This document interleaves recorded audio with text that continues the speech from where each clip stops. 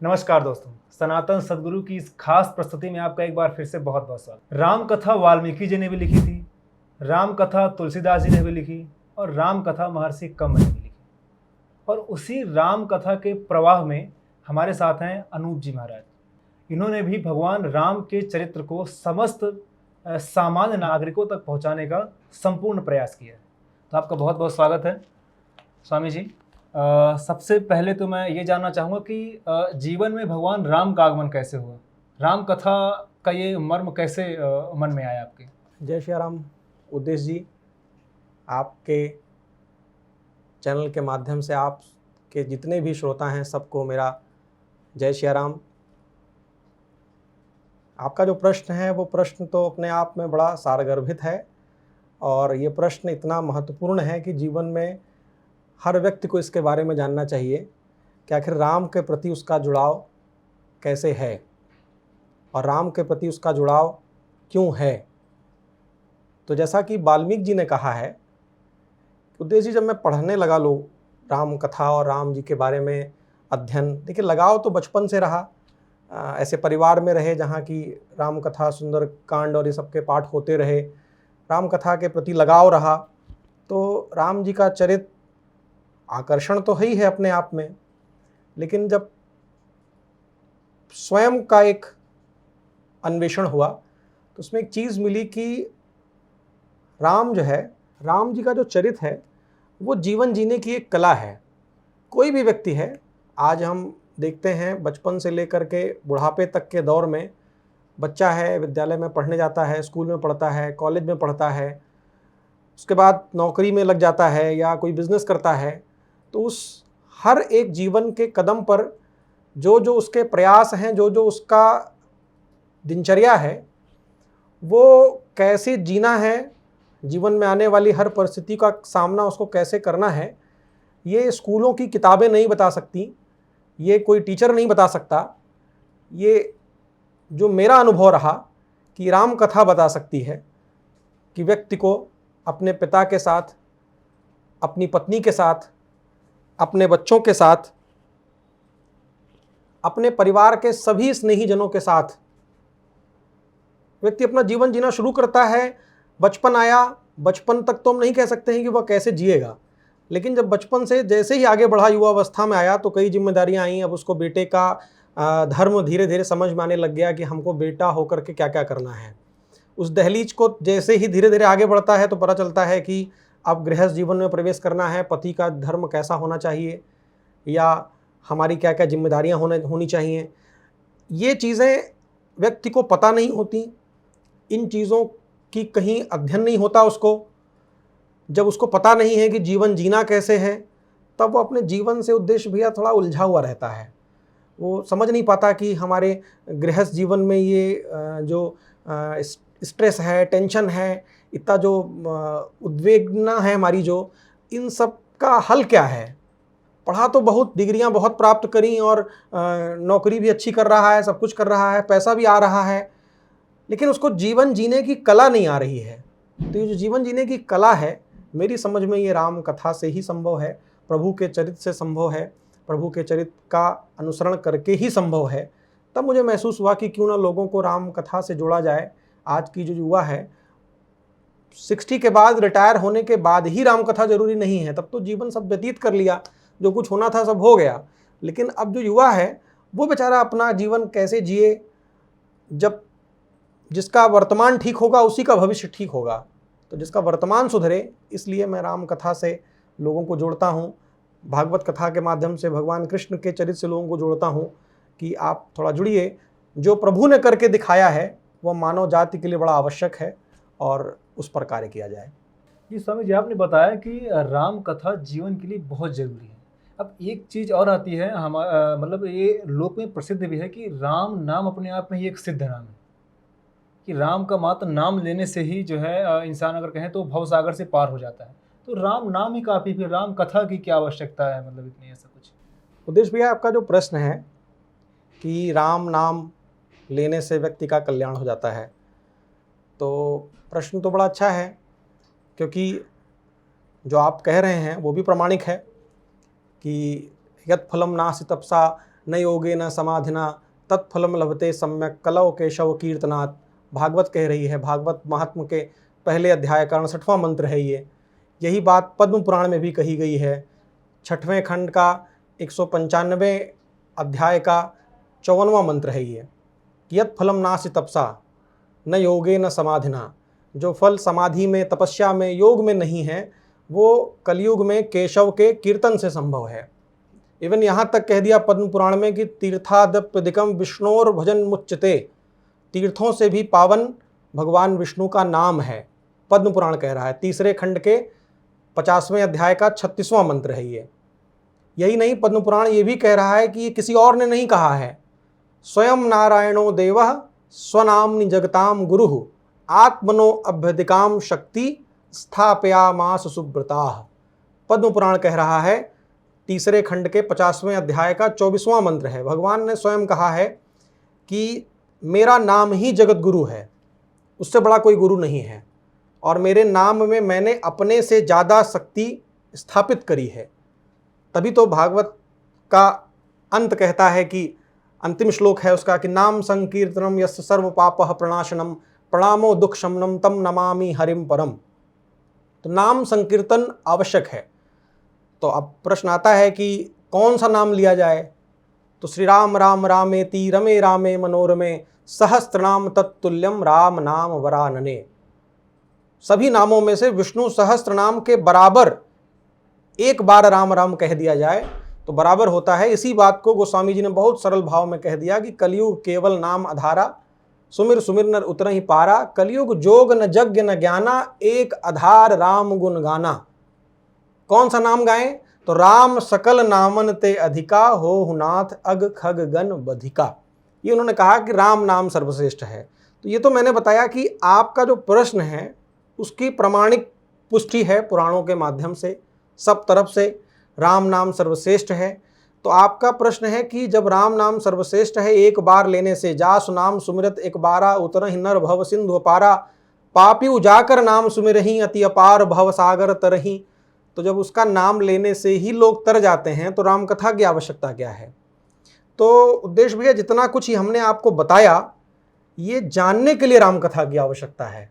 जितना कुछ हम आपको बता रहे हैं कि हाँ ये प्रमाणिक है, ये जब तक राम कथा में आएंगे नहीं तब तक, जैसे आज के युवान भाई बहन हैं, उनको उनके उदाहरण से समझाऊं कि आपका नाम, उद्देश्य नाम किसी भी इंसान को बता दिया जाए कि आपको उद्देश्य जी से प्रेम करना है, केवल नाम बता दिया गया बस, तो अब नाम बताने से ही उसको उद्देश्य जी से प्रेम नहीं हो जाएगा। उसको क्या पता कि उद्देश्य जी कैसे हैं, 80 साल के हैं कि 30 साल के हैं, अच्छे हैं, सुंदर हैं कि देखने में ठीक नहीं हैं, क्या पता उसको।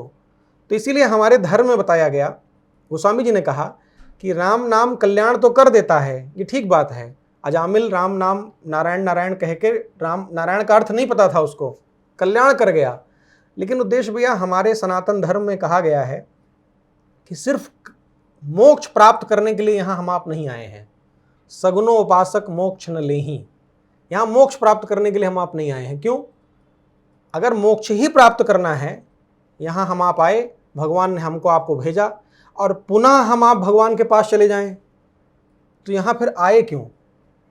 यहाँ आने का क्या उद्देश्य है? राम नाम जप करके फिर से भगवान अपने पास बुला लेंगे हमको, तो यहाँ हम आए क्यों? आने का कारण क्या है? भगवान के ही पास जाना था तो वहीं रहते, मानव जन्म हमको क्यों मिला? यही प्रश्न ध्रुव जी का था। जब ध्रुव को भगवान दर्शन देने आए, दर्शन दे दिया भगवान ने और कहा कि जाओ बेटा ध्रुव, तुम 32,000 सालों तक राज्य करोगे।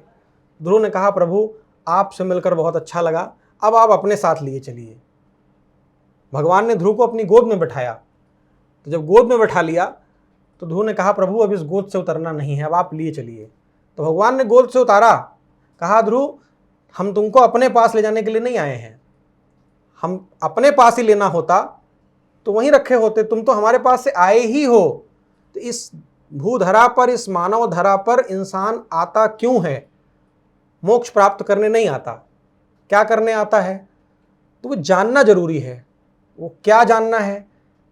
तो जानने के लिए गोस्वामी जी ने कहा कि जाने बिनु न होई प्रतीति, जब तक आप कुछ जानेंगे नहीं तब तक कुछ प्रतीत नहीं होगा। और बिनु प्रतीति हो ही नहीं प्रीति, जब तक कुछ प्रतीत नहीं होगा तब तक प्रीति नहीं होगी। और प्रीति बिना नहीं भगति दृढ़ाई, बिना प्रीति के भक्ति नहीं होगी। और भगतिहीन नर सोहई कैसा, बिनु जल बारिश देखी तैसा। जैसे बादल बिना पानी के टहलते रहें, कोई मतलब नहीं है। ऐसे अगर भक्ति नहीं हुई तो ये जीवन किसी काम का नहीं। गोस्वामी जी ने एक लाइन में लिख दिया कि देह धरे कर यह फल भाई, भजी राम सब काम विहाई। सब काम छोड़कर राम जी को भजो। भजें क्यों, उसका कारण क्या है, उसका उद्देश्य क्या है। आपका तो नाम ही है उद्देश्य, लेकिन उसका उद्देश्य क्या है। उसका उद्देश्य इसलिए है कि भगवान ने हमको आपको यहाँ इसलिए भेजा है। ध्रुव को भगवान यही समझा रहे हैं कि बेटा ये जो धरती है, जो जिस भूधरा में हमने तुमको भेजा है, ये एक बगिया है। और इस बगिया को हम अपने बच्चों को भेजते हैं नीचे कि जाओ बेटा हमारी बाग को खूब संवार करके, खूब सुंदर बना करके लौटना।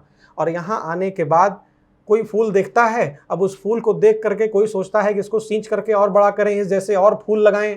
और कोई सोचता है कि नहीं, फूल तोड़ लो, मसल करके फेंक दो।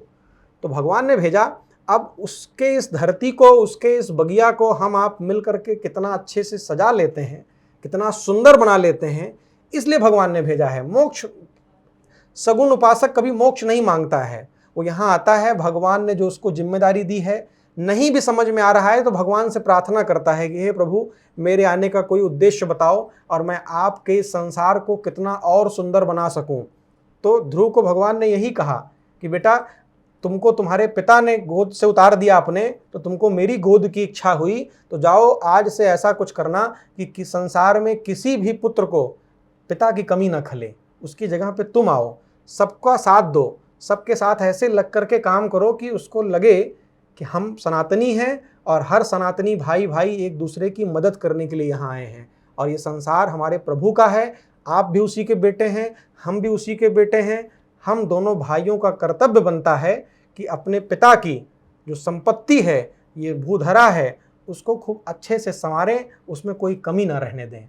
तो मेरा मानना ये है, ये क्या करना है आपको इस संसार में आकर के, कैसे जीना है, कैसे रहना है, क्या क्या कार्य करने हैं, ये राम कथा बताती है।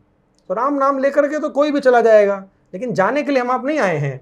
हम आप यहाँ रहने के लिए आए हैं, हम आप यहाँ जीने के लिए आए हैं, लोगों को जीना सिखाने आए हैं। तो मेरे हिसाब से राम कथा जीना सिखाती है और जीना ही सीखना एक कला है। जी स्वामी जी, आपने शास्त्रोक्त और प्रमाणिक तरीके से, ग्रंथों के उदाहरणों के तरीके से आपने इस चीज़ समझाया। लेकिन मैं एक चीज़ जानना चाहूँगा, जैसे कि आपने इसमें कई बार सनातन धर्म की बात की कि हमारे सनातन धर्म में ऐसा कहा गया है, या फिर आपने ये भी कहा कि हम लोग संसार में रहने आए हैं, ना कि यहाँ से जाने के लिए आए हैं, या फिर आपने मोक्ष की भी बात की। लेकिन अधिकतर लोग ये कहते हैं, जो कि अपने आप को जानकार कहते हैं, अपने जानकार होते भी हैं, कि जो है इस संसार में कुछ नहीं रखा है, ये तो मात्र मिथ्या है। ये संसार हमको इसलिए मिला है कि हम उस प्रभु को प्राप्त कर सकें। एक तो बात ये हो गई। दूसरी बात है कि जब आपने कहा कि सनातन धर्म ये कहा गया है, तो आखिर सनातन धर्म, अगर हम आज के परिदृश्य से बात करें, आज की इस समीक्षा से अगर देखें, तो क्या सनातन धर्म का क्षय हो रहा है या फिर विकास हो रहा है? ये इसमें दो टॉपिक निकल के आते हैं, तो इस पर क्या राय है आपकी? उद्देश्य जी, जैसे कि आपने पूछा कि सनातन धर्म का क्षय हो रहा है या सनातन धर्म का विस्तार हो रहा है, तो एक बात समझिए कि सनातन का मतलब क्या होता है। सनातन का मतलब होता है शाश्वत, जो सदा से रहा हो, जिसका ना आदि है और न जिसका अंत है। हम लोग जब पंडित जी लोग संकल्प कराते हैं तो उसमें भगवान के लिए कहते हैं कि ओम पूर्णमदः पूर्णमिदं पूर्णात् पूर्णमुदच्यते पूर्णस्य पूर्णमादाय पूर्णमेवावशिष्यते। पूर्ण में से कुछ निकाल लीजिए तब भी पूर्ण रहेगा, पूर्ण में कुछ जोड़ दीजिए तब भी पूर्ण रहेगा। तो ये सनातन धर्म क्षय और इसका विस्तार नहीं होता है, जितना था उतना ही है। और ये सनातन धर्म हमको आपको कभी ऊपर नीचे थोड़ा कम विस्तृत ज़्यादा विस्तृत दिखता है, क्योंकि हम आप किसी एक जीव के परिप्रेक्ष्य में देखते हैं। मानवों के बीच में देख लिया कि आजकल कुछ लोग राम जी के भक्त ज़्यादा हो गए या सनातन के भक्त ज़्यादा हो गए, तो हमको लग गया कि सनातन धर्म का विस्तार हो रहा है। सनातन धर्म सिर्फ मानव जाति के लिए नहीं है, ये कुत्ते बिल्ली जीव पशु पक्षी कौआ बंदर सबका धर्म है। ये गाय भेड़ बकरी जितने हैं सबका धर्म है सनातन धर्म। इवन आपको हम बताएं कि वाल्मीकि का दावा है, वाल्मीकि जी का चैलेंज है कि लोके ही सा न विद्यते यो न राम मनुव्रतः। वाल्मीकि कह रहे हैं, दूसरे कांड के 37वें अध्याय का 32वां मंत्र है ये, कि संसार में ऐसा कोई पैदा नहीं हुआ जो कि राम का भक्त ना हो। चाहे वो, आप कहेंगे महाराज जी ये तो आपने बता दिया, हिंदू तो चलिए मान लिया, मुस्लिम हैं, ईसाई हैं, यहूदी हैं, पारसी हैं, अब ये कैसे राम जी के भक्त हो गए? तो संसार में कोई भी हो वो राम का भक्त है। आप प्रमाणिक तौर पर देखेंगे, आंकड़ों के हिसाब से देखेंगे, तब तो हम सबसे कहते हैं कि चाहे मुस्लिम भाई हों, चाहे कोई भी हो, अपनी 10 पीढ़ी 15 पीढ़ी का नाम लेकर के जिस दिन आएंगे, उस दिन उनको 7वीं 8वीं पीढ़ी 7वें 8वें नंबर पर ही उनके बाप दादा हिंदू मिल जाएंगे। किसी न किसी परिस्थिति बस वो अपना धर्म छोड़ करके गए हैं, रास्ते से भटक गए हैं। अब भटक करके फिर 10 जगह पर पानी पी करके जब फिर लौटेंगे तो उनको फिर पता चलेगा कि सनातन से बेहतर जगह कहीं कोई दुनिया में है नहीं। तो ये तो आंकड़े बताएंगे, आप जा करके किसी भी व्यक्ति का निकाल लीजिए आंकड़ा, 10 पीढ़ियों में से कोई ना कोई उनको हिंदू मिल जाएगा। हम, आप या जो लोग हिंदू हैं, हमको तो गर्व इस बात का है कि परिस्थितियां कितनी बुरी आईं लेकिन हमारे बाप दादा हिंदू रहे और आज भी हम हिंदू हैं। तो ये आंकड़ों के हिसाब से बात हुई। अब जो वाल्मीकि जी कह रहे हैं वो आध्यात्मिक तरीके से कह रहे हैं कि लोके ही सा न विद्यते यो न राम मनुव्रतः। संसार में ऐसा कोई नहीं है जो कि राम का भक्त ना हो। क्यों नहीं है? क्यों राम का भक्त है व्यक्ति? क्योंकि आप उद्देश्य भैया किसी से पूछिए, आप अपने घर से बाहर निकलते चलते वक्त किसी व्यक्ति से पूछ लीजिए, कोई आदमी रसगुल्ला खा रहा है, भैया क्यों खा रहे हो? आनंद आ रहा है हमको इसमें। किसी से पूछ लिए गाड़ी में क्यों बैठे हो, तो कहेगा कि बहुत आनंद आ रहा है हमको। किसी से पूछो कि मजदूरी क्यों कर रहे हो, ईंटा क्यों ढो रहे हो, तो कहेगा कि इससे पैसा मिलेगा और पैसे से घर गृहस्थी चलेगी, उससे आनंद आएगा। किसी से पूछ लो कि दवाई क्यों खा रहे हो, दवाई तो कड़वी है, तो दवाई खाकर शरीर स्वस्थ होगा, उससे आनंद आएगा। आपको जो भी व्यक्ति मिलेगा उसके हर क्रियाकलाप का केवल एक लक्ष्य है, आनंद की प्राप्ति।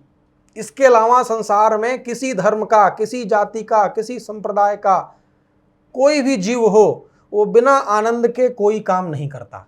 इस बात की प्रमाणिक है। आप किसी से पूछिए, अब आप उससे पूछिए कि आनंद चाहते क्यों हो, उससे क्या होगा? तो महाराज ये नहीं पता कि आनंद हम चाहते क्यों हैं। अच्छा, आनंद चाहते हो ये नहीं पता, ठीक है, आनंद मिल गया तुमको, तो वो कहेगा कि मिला लेकिन थोड़ा सा ही मिला। गाड़ी पर चढ़े, आनंद आया, 10 दिन 15 दिन गाड़ी पर चढ़ लिया, आनंद खत्म। अच्छा बंगला घर बनवा लिया, 10 दिन तो बड़ा अच्छा लगा, फिर उसके बाद फिर वही बात हो गई। स्त्री में बड़ा सुख मिल रहा था, विवाह हो गया, स्त्री को एक बार चिपटाया, आनंद खत्म, फिर छूट गया।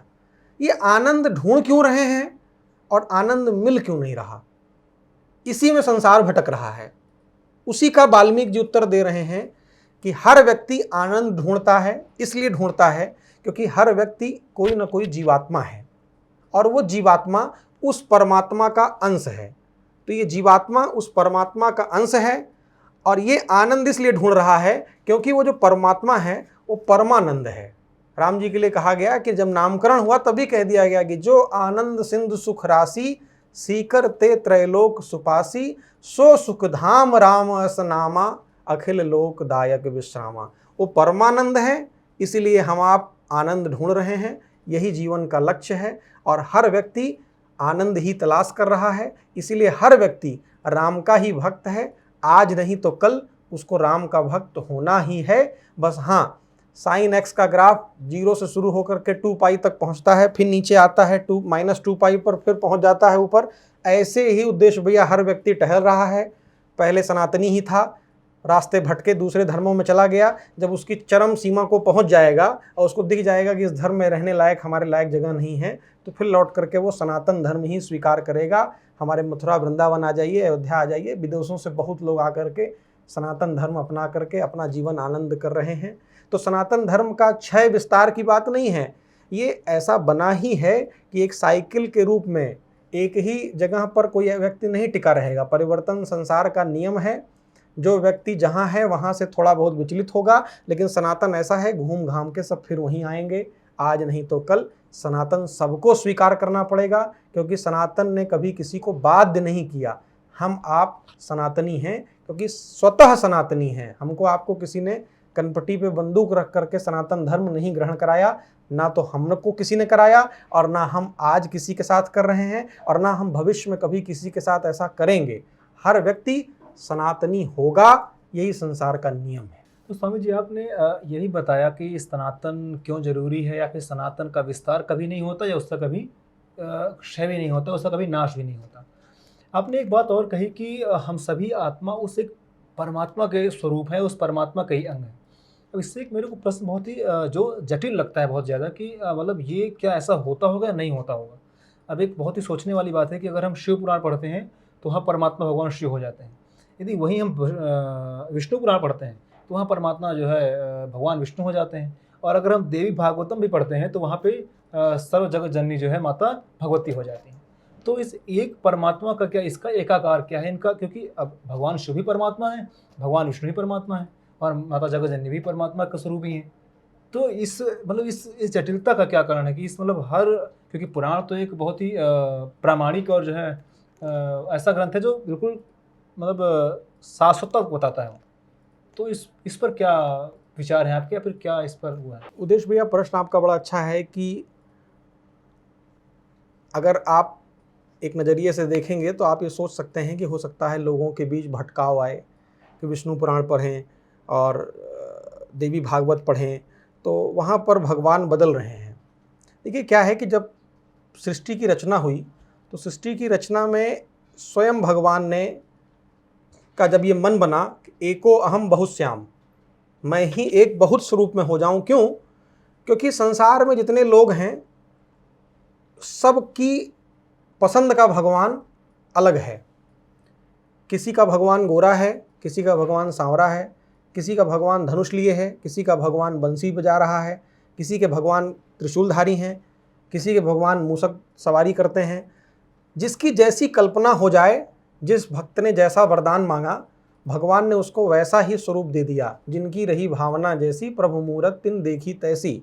तो जब एको अहम बहुश्याम का आया तो ये तो भागवत का ही ये प्रकल्प है कि इसमें जो है भगवान ने ब्रह्मा कमल की नाली से ब्रह्मा जी प्रकट हुए और ब्रह्मा जी वर्षों तक तप करते रहे। तपह आया उनके कान में और तप करते रहे। जब तप पूर्ण हुआ तो वही नाली, कमल की नाली में भटकते हुए ब्रह्मा जी को तब भगवान ने दर्शन दिया, जबकि वो नाली भगवान की नाभि से ही जुड़ी थी और भगवान तो वहीं थे। और फिर जाकर के जब ब्रह्मा जी को बताया कि ब्रह्मा जी आपका जिम्मेदारी है सृष्टि का निर्माण, तो ब्रह्मा जी ने सनक, सनंदन, सनातन, सनत कुमार 4 लोगों को उत्पन्न किए कि सृष्टि का निर्माण करो। सृष्टि का निर्माण तब भी नहीं हो पाया तो भगवान के ही स्वरूप ब्रह्मा जी को क्रोध आ गया और उनकी भ्रिकुटी से रुद्र भगवान का जन्म हुआ। भगवान भोलेनाथ कहलाए। उन्होंने भूत प्रेत साचनी डाकनी याकनी भैरव बैताल यक्ष मारे मारे हन सबको बना दिया। और जब भूत प्रेत सब बढ़ गए धरती पर तो ब्रह्मा जी ने रोका, कहा नहीं नहीं नहीं नहीं, ये निर्माण नहीं करना है, मानवता का निर्माण करना है। तो उनकी परछाई से करदम ऋषि प्रकट हुए। 10 मानस पुत्रों को प्रकट किया। अत्रि, अंगिरा, पुलस्त, मरीच, पुलाह, कृत, भृगु, दक्ष, वशिष्ठ, नारद, ये सब 10 मानस पुत्र पैदा हुए। फिर भी सृष्टि का निर्माण नहीं हो पाया तो मनु शतरूपा को प्रकट किया। तो ब्रह्मा जी के द्वारा भगवान की इच्छा से 1-2 नहीं 33 करोड़ देवता बने। और वो 33 करोड़ देवता इसलिए बने कि संसार में जितने भी प्राणी हों, अगर सनातनी जब उनका मन बन जाएगा तो उनकी पसंद का, उनके मन को बैठने वाला एक ईश्वर सनातन धर्म में हो। किसी को भोले बाबा में रुचि आती है, भोले बाबा को जपता है। किसी को हनुमान जी में रुचि आती है, वही भोले बाबा सेवक बन के आए राम जी के, और वही राम जी भोले बाबा की स्थापना की है रामेश्वरम में। तो ईश्वर का स्वरूप वही है, एक ही ब्रह्म है। उसके रूप अलग हैं, उसका व्यवहार अलग है, उसका चरित्र अलग है, जिससे कि सबको आनंद आ सके। वही भगवान का स्वरूप ये रखा। हम लोग जब बचपन में थे उदेश भैया, तो हमको हमारे बाबा जी कहानी सुनाते थे बड़ी सुंदर। उन्होंने कहा कि एक भक्त था, वो भक्त का अंतिम समय आया, उसको डाकू दौड़ा रहे थे, सामने कुआं था, उसी में कूदना था उसको। तो अब वो सोचा, उसको ध्यान आया कि लोगों ने बताया है कि अंतिम समय में जिसका ध्यान करो वही भगवान मिल जाते हैं। तो उसने अंतिम समय में कहा कि हे राम जी हमारी रक्षा करिए। फिर जब कदम बढ़ाने लगा, सोचा, कहा कि राम जी तो आए थे त्रेता में, नए नए द्वापर में भगवान कृष्ण थे। कहा हे कृष्ण भगवान हमारी रक्षा करिए, विनोद में सुनाते थे वो, हे कृष्ण भगवान रक्षा करिए। फिर जब आगे बढ़ने लगा तो कहा कि ये सब तो चले गए थे, अमर तो हनुमान जी थे। कहा हे हनुमान जी महाराज हमारी रक्षा करिए। और फिर जब और आगे बढ़ा तो कहा हनुमान जी महाराज तो देवी जी के बारे में सब बहुत बताए थे। तब तक मैं शंकर जी की याद आ गई कि देवी जी से शंकर जी महान हैं, शंकर जी की याद आ गई। कहा हे शंकर भगवान हमारी रक्षा करिए। और जब एकदम कूदने लग गया तो कहा कि नहीं देवी माँ होती है, माँ की याद की, हे दुर्गा माँ हमारी रक्षा करिए, कहकर कूद गया। जैसे ही कुएं में गिरा बचा नहीं, मर गया। पहुंचा भगवान के पास बड़ा नाराज, भगवान के सामने कह रहा है कि हम बात नहीं करेंगे। कहा क्या हुआ बेटा, क्यों नाराज हो? तो कहा इतने देवताओं का नाम लिया, वहाँ कोई नहीं आए, काम में आप लोग किसी काम में नहीं आते हैं। कहा बताओ तो कहा हमने सबसे पहले राम जी का नाम लिया, कृष्ण जी का नाम लिया, हनुमान जी का नाम लिया, शंकर जी का नाम लिया, दुर्गा जी का नाम लिया, कोई नहीं आया वहाँ। अरे कोई तो आ गए होते। तो भगवान ने कहा बेटा देखो ऐसा है, तुमने पहले राम जी का नाम लिया तो हम धनुष बाण उठाए और दौड़े आ रहे थे, रास्ते में पहुंचे थे कि तुम बता दिए कृष्ण जी रक्षा करो, दौड़ के आए फिर वापस और जल्दी धनुष बाण रखे, बांसुरी उठाई, दौड़े थे आधे रास्ते में, तब तक में तुम बता दिए कि हनुमान जी रक्षा करो, तो हम फिर वापस आए, लौट करके फिर से गदा लिए और जाने लगे, रास्ते में तुम फिर पलट गए, कहे कि शंकर जी रक्षा करो, फिर आए लौटे, आगंबर बागंबर बबूती लगाए, त्रिशूल लिए, डमरू लिए, दौड़े थे तुम्हारे लिए, तब तक में तुम बता दिए कि हे दुर्गा जी रक्षा करो। तो अब दुर्गा जी बने, साड़ी वाड़ी पहनने में देर लग गया, तब तक तुम कूद गए, हम क्या करते बताओ। तो इसलिए जो है भगवान तो सबके हैं, एक साधे सब सधे, सब साधे सब जाए। एक भगवान का स्मरण जो आपके मन को फिट बैठता हो उसी का नाम लीजिए, उसी की शरण में रहिए, वही आपका कल्याण करेंगे। सनातन ने तो सबको विकल्प दिए हैं, ये थोड़ी कहा है कि जो है कि जिसको देखा नहीं, जिसको सुना नहीं, जिसको समझा नहीं उसको जपो। अरे उसको देखा सुना समझा, अपनी कल्पना से जो बना लो भगवान, उसी भगवान में भगवान आ जाते हैं। ये सनातन की महानता है। जी महाराज जी। महाराज जी एक प्रश्न ऐसा जो बहुत ही विवादित है और आधुनिक परिप्रेक्ष्य को लेकर है, थोड़ा राजनैतिक परिप्रेक्ष्य भी है। हालांकि आप जो है अयोध्या भगवान राम की नगरी से हैं तो आप इस चीज़ को बारीकी से बता पाएंगे कि ऐसा कहना है कि जो भगवान राम के जो विराजमान हुए हैं, उनकी जो स्थापना हुई है, उनके लिए जो उनका भवन बनाया गया, उनकी मंदिर बनाई गई जो कि विश्वविख्यात है, ऐसा कहते हैं कि उसकी मतलब वास्तु में दोष है या फिर मतलब जब मंदिर पूर्ण नहीं बनी होती फिर भगवान राम की जो है उसमें स्थापना करवा दी गई। अनेक अनेक तरह के इस तरह के जो है विवादित जो है सवाल उस पर खड़े होते हैं। तो इस पर इसकी सच्चाई क्या है, इसकी मतलब क्या ऐसी स्थायी बात क्या है कि इसमें जो फिट बैठती है? उद्देश्य भैया देखिए, जब आपने कही दिया कि ये राजनीतिक प्रश्न है और बड़ा विवादास्पद है भी ये विषय, तो बहुत मेरा कहना उसमें बहुत उचित नहीं है। हालांकि जो मैं अपने अनुभव से, अपने भाव से मैं आपसे कहूँगा कि देखिए दोनों पक्ष अपनी अपनी जगह सही हैं, एक दूसरे को समझने की थोड़ी सी ज़रूरत है बस। अब जैसे आदरणीय मोदी जी ने राम लला की स्थापना करवा करके रामलला को विराजमान कर दिया, देश के प्रधानमंत्री हैं और हम सनातनियों के प्रधानमंत्री हमारे आदि शंकराचार्य जी के, शंकर जी की गद्दी पर बैठे हुए शंकराचार्य जी हैं। उन्होंने कहा कि नहीं, शास्त्र सम्मत नहीं है।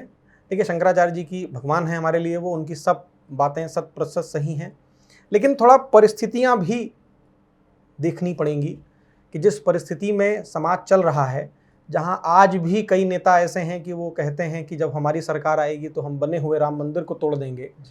तो मेरा ऐसा मानना है कि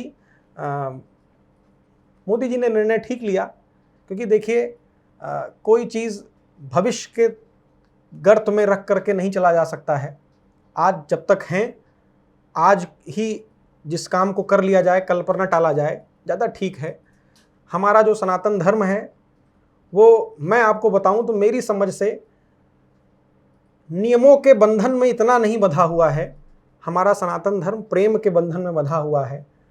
भगवान कहाँ हैं, कहाँ नहीं हैं, जब इस पर प्रश्न आया तो शंकर जी ने खुद कहा है कि तहीं समाज गिरजा में रहू, अवसर पाई बचन एक कहू, हरि व्यापक सर्वत्र समाना, प्रेम ते प्रगट हो ही मैं जाना, अग जग में सब रहित विरागी, प्रेम ते प्रभु प्रगटई जिमी आगी।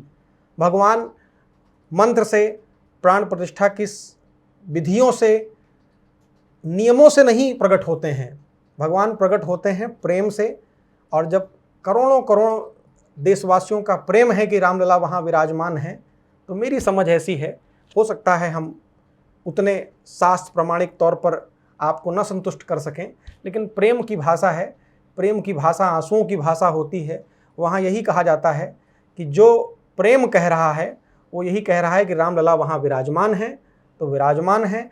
और यही बात हुई जब शंकर जी ने सबको बताया कि भगवान प्रेम से प्रकट होते हैं। सभी देवताओं ने मिलकर के स्तुति करी और भगवान ने खुद आकाशवाणी करी कि देवताओं धैर्य धारण करो, मैं अपने अंश सहित रघुवंश में अवतार लूँगा, जिसका कि प्रभु रामलला के रूप में आए। उद्देश्य भैया मैं आपको बताऊं, ये सनातन धर्म है। सनातन धर्म ही एक ऐसा धर्म है जहां भगवान की भविष्यवाणी हुई और भविष्यवाणी शत प्रतिशत सच भी हुई। भगवान ने कहा हम स्वयं आएंगे और भगवान स्वयं आए। ये सनातन धर्म ही है। बाकी किसी धर्म में भगवान स्वयं नहीं आए, कोई भी हो। किसी में भगवान ने अपना बेटा भेजा, किसी में अपना पैगंबर भेजा, भगवान स्वयं केवल सनातन धर्म में आए। भगवान खुद यहाँ आते हैं, बाकी कहीं नहीं आते। दूसरे धर्मों में भगवान खुद नहीं आते, इसीलिए उनके भगवान का नाम है, उनके ईश्वर का नाम है खुद आ। उनका नाम ही होता है खुदा। अब किसी और को मत भेज, अब खुद ही आओ। लेकिन भगवान उनके यहाँ खुद नहीं आते। क्यों नहीं आते? क्योंकि उसका कारण है। भगवान ने पहले अपना पैगंबर भेजा। जब यहाँ मोहम्मद साहब आए तो मोहम्मद साहब जब तक जीवित रहे, आप इतिहास उठाकर देख लीजिए, लोगों ने उनकी दुर्दशा कर दी, घेर कर मार दिया। और जब मार दिया उसके बाद उनकी पूजा करते फिर रहे हैं, हाय हुसैन हम न रहे। अरे तुम रहते भी तो क्या कर लेते? अच्छा हुआ कि तुम नहीं रहे, नहीं तुम भी मारे जाते उसी में। तो हुसैन आया, तुमने किया क्या उसका? तब तो चादर नहीं चढ़ाई उसकी आपने, तब तो आपने उसकी पूजा नहीं करी, तब तो आप मार कर उसको ख़त्म कर दिए। फिर मुर्दों की पूजा करते घूम रहे हैं आप। ईसा मसीह आए, जब तक जीवित रहे दाने दाने के लिए तरसे, आपने 4 कील ठोंक करके सूली पर टांग कर मार दिया। और जब मर गए अब आप उनकी पूजा करते फिरते हो कि वह ईश्वर के बेटे थे। तो भैया जब वो जीवित रहे तब तुम क्यों नहीं पूजा कर लिए? तो सनातन धर्म मुर्दों का धर्म नहीं है, बाकी धर्म मुर्दे हैं। वो जब तक कोई विभूति आती है उसको जब तक मुर्दा नहीं बना लेते तब तक उसको नहीं मानते। वो मुर्दा बना के तब मुर्दों की पूजा करते हैं। क्यों पूजा करते हैं? क्योंकि जिसका जैसा आहार होगा, कहते हैं ना, जैसा खावे अन्न वैसा होवे मन, और जैसा होवे मन वैसा होता चला जाएगा। जब मुर्दे खाए जाएंगे तो मुर्दे जैसा आचरण होगा। और हम तो ये भी कहते हैं कि सनातन धर्म की बात, तो सनातन धर्म बड़ा पवित्र है। वो तो कहता है कि भोजन आहार हमेशा अच्छा होना चाहिए, शाकाहारी होना चाहिए। मासी मासस्व में धेन ये जेत स्तम समा न खादद चयो मासम सममे तम मतम ममा। महाभारत का अनुशासन पर्व कह रहा है, 115वें अध्याय का 14वां श्लोक है ये, कि जो कोई मांस नहीं खाता है, हम मान लेते हैं भगवान ने कहा है कि मैं 100 अश्वमेध यज्ञ के बराबर का फल उसको दे देता हूँ। ये तो हिंदू धर्म की बात है। जो बेचारे दूसरे धर्मों के हैं वो बरगलाए गए हैं। कुरान भी यही कह रही है, इन्ना महर रामा अलायकुम अलमाय ताता वलदमा वलहम अल खिंजरी वामा उहिला लिघायरी अल्लाही बीही फामानी उत्तुर्रा गैरा बाघिन वाला फा इन्ना अल्लाह गफुरून रहीमू। कुरान कह रही है, 16वें सूरे का 115वीं आयत है ये। इन्ना महर रामा अलायकुम अलमाय ताता अलदमा अल खिंजरी वामा उहिला लिघायरी अल्लाही बीही फामानी उत्तुर्रा गैरा बाघिन वाला फा इन्ना अल्लाह गफुरून रहीमू। कुरान कह रहा है मृत जीव, मांस, पिगी का मांस, खून, ये जो कुछ भी अल्लाह ताला को नहीं चढ़ाया जा सकता है उसका सेवन वर्जित है। अब लिखा है कुरान में, लेकिन फिर भी लोग मांसाहार कर रहे हैं। बाइबल कह रही है, यीशु ने स्वयं कहा है कि यदि मेरे खाने का दंड मेरे भाइयों को झेलना पड़ेगा, मैं मांस नहीं खाऊंगा, जिससे मेरे कारण कम से कम उनका पतन ना हो। बाइबल कह रही है, कोरिन्थियंस 8वें चैप्टर का 13वां स्टेटमेंट है ये, लेकिन लोग मान ही नहीं रहे हैं। तो सनातन धर्म जीवंत धर्म है। हमने जीवित रहते रामकृष्ण को अपना भगवान माना, उनकी पूजा करी, उनके रूप लीला धाम इन सब का हमने आनंद लिया, और भगवान प्रेम से रिझते हैं, रामलला विराजमान हो गए हैं। अब उसके बाद किसी को कोई औपचारिकता करनी है, हाँ कोई नियम भी है, शास्त्रीय नियम, तो लाला विराजमान हो गए। उसके बाद पूजा पाठ से किसी ने रोका नहीं है। जा करके इसके बाद जब भी जैसा शास्त्र सम्मत होता हो, हम भी सबके सामने ही निवेदन करेंगे कि जिसकी जैसी इच्छा होती हो उस इच्छा से कर ले। एक जो औपचारिकता थी वो पूरी हो गई है, रामलला विराजमान हो गए हैं, अब कोई डर नहीं रहा है, अब वो मंदिर नहीं रह गया, अब वो केवल मकान नहीं रह गया, वो लाला का घर हो गया है। तो जब लाला अपने घर में आ गए हैं, सबको प्रसन्न रहना चाहिए। शास्त्र सम्मत बातें ठीक हैं, सनातन प्रेम का धर्म है, ये मेरा मानना है। जी महाराज जी, आपने एक बहुत ही बड़ी बात कही कि सनातन एक प्रेम का धर्म है। बहुत बहुत धन्यवाद आपका। आपने चाहे राम मंदिर का विषय हो, चाहे सनातन धर्म का विषय हो, चाहे पुराणों का विषय हो, अन्य सभी विषयों को प्रमाण मान के आपने जो है हमारे प्रश्नों का और जो हमारे जनता के प्रश्न, जो हमारे दर्शकों के प्रश्न थे, उनका बहुत ही प्रमाणिक जवाब और एक बहुत ही सटीक जवाब दिया है। तो आपका बहुत बहुत धन्यवाद।